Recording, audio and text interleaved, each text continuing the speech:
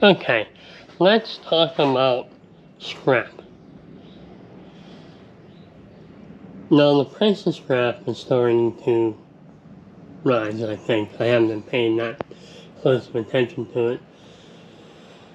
But the thing about scrap is, the time it takes to sift through all this and make it to the point where you can actually get money for it, paid for what it's worth, it really doesn't pay that well. Last time that I did it, I had a pile of scrap, we went through it, and we got a lot of money. $700, I believe.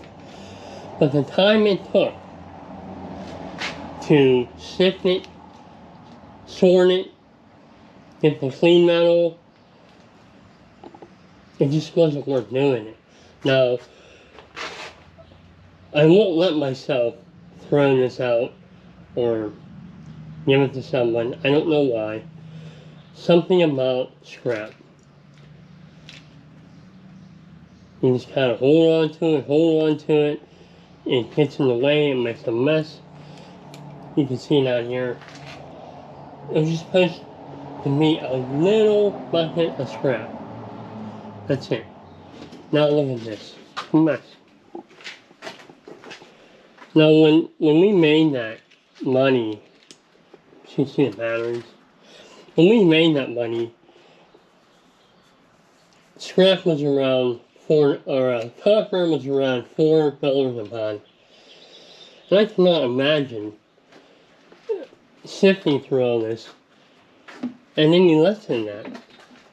But maybe even more. So, you know, maintenance guys and scrap. Doesn't pay enough to scrap it. And your heart's telling you, hold on to it. It's like poor man's gold. Scrap.